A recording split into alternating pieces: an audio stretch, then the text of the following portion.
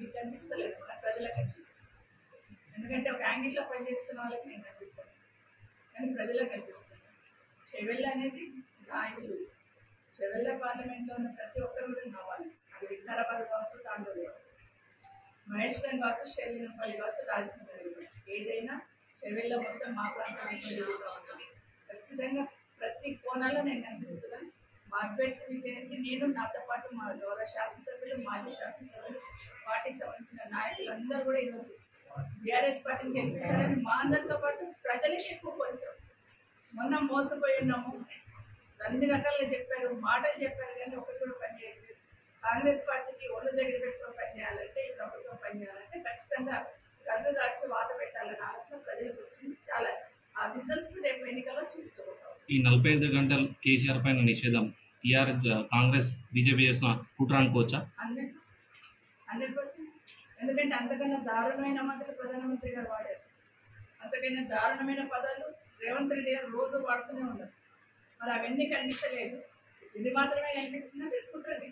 ఇద్దరు కలిసి కుట్ర. ఇలాగే కేసీఆర్ గారు తిరుగుతూ ఉంటే ఇద్దరు కూడా డిపాజిట్లు రావని కాంగ్రెస్ బీజేపీ ఇద్దరు కలిపి కుట్ర పని ఈరోజు కేసీఆర్ గారిని నిర్బంధించారు. మహేశ్వరంలో జన సబితారెడ్డిపై చేసిన ముఖ్యమంత్రి కామెంట్స్ పై మీ స్పందన?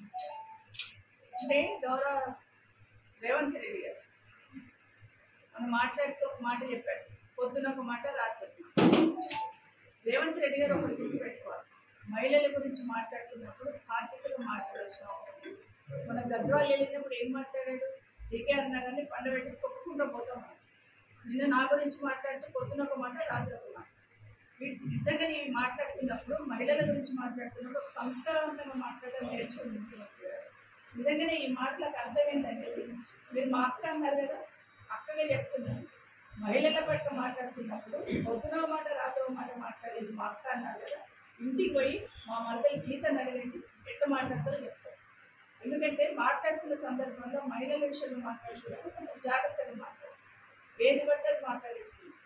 ఎప్పుడైనా కూడా ఇప్పుడు రేవంత్ రెడ్డి గారు బీజేపీ సపోర్ట్ చేస్తున్నాడండి.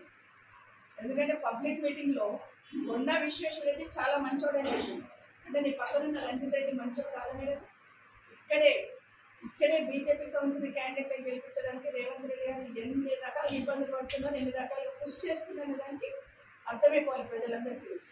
కాబట్టి మేము ఏ పార్టీకి పనిచేస్తాం, ఆ పార్టీకి నిగచ్చిగా పనిచేస్తాం, గెలిపించుకునే ప్రయత్నం చేస్తాం, గెలుస్తున్నాము. కొన్ని ఆరోపణలు వస్తున్నాయి, ఇండైరెక్ట్గా టీఆర్ఎస్ పార్టీ నాయకులు కానీ కొంతమంది బీజేపీకి సపోర్ట్ చేస్తారు చివరిలో పార్లమెంట్ అని చెప్పి కొన్ని విమర్శలు వస్తున్నాయి. మేము గెలుస్తున్నాము.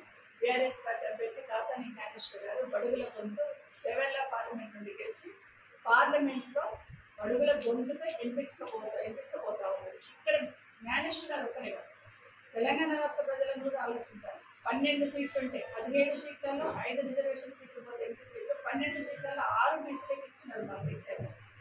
సో ఈరోజు అందరు ప్రజలందరూ కూడా ఈరోజు కేసీఆర్ గారు వింటున్న నాయకులను పార్లమెంట్ అభ్యర్థులను గెలిపించాలని డిసైడ్ చేసుకున్నారు.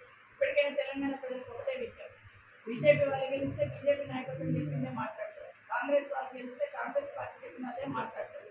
తెలంగాణ ప్రజలు తెలంగాణ సమస్యల పట్ల కొంచెం బీఆర్ఎస్ పార్టీ మాత్రమే తెలంగాణ గొంతించారు, బీఆర్ఎస్ పార్టీ ఎంపీలు మాత్రమే దయచేసి ఆలోచించి బీఆర్ఎస్ పార్టీ